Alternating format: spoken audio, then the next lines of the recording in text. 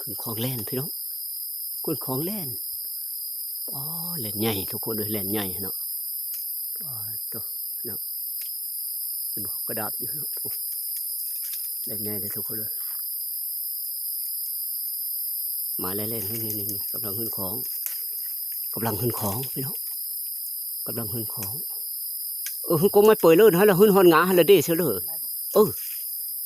ถึงบ่ขึ้นเบิ่งจังหวะมันก้อนเบิ่งจังหวะมันก้อนแต่จ้าจ้อยหิมะจ้อยฮะอีลี่หิมะลีบ่หอยใหญ่เด้อถือไฟเขาซ่อนละเมอเลยบ่หอย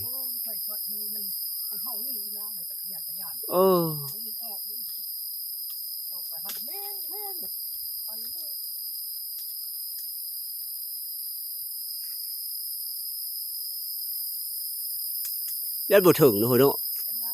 ก็มีหุ่นกกมันไม่ซึกอีกหุ่นของเล่นทุกคนไม้เล่นหุ่นกกไม้กำลังหุ่นของ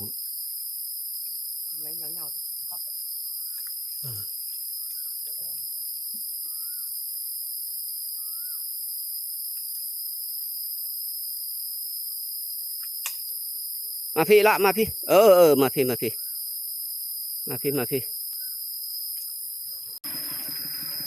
กี่ห้องมันจำกี่ไม้เขามันจำข้อแล้วมันบิดข้าได้ดึงเลยดึงแง่เลยแบบนี้นะ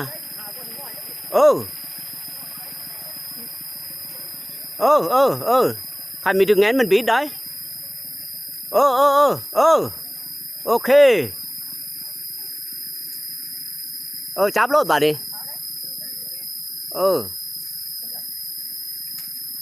เพราะนั้นมันบิดหัดพูดเท่านั้นนะจับข้อมันโลดบ้านมันบิดทั้งโว้ยบริยูเต็งของทีนึงเลยขัดปูดโลดมันบิดเราปูดโลดของเล่นได้เลยทุกคนเลยเนาะบอกไง2 โลตัวนี่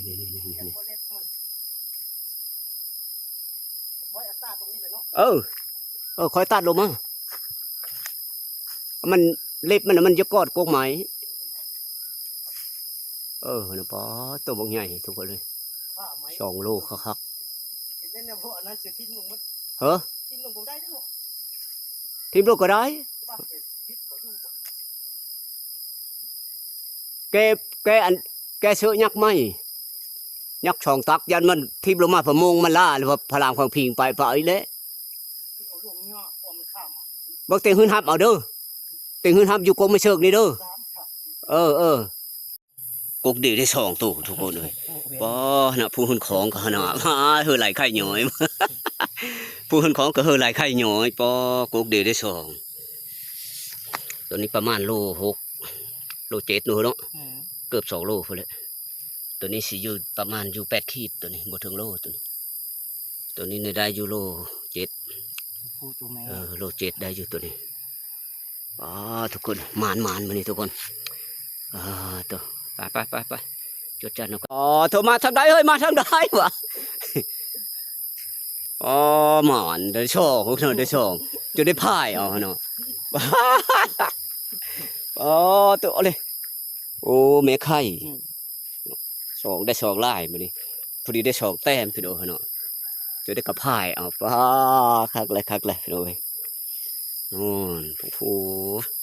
บางใหญ่ไปเดินทางต่อเอา4 แต้มมานี่หาก็ได้ละ2 แต้มเอาไปทางพี่เนาะไปเปิดต่อ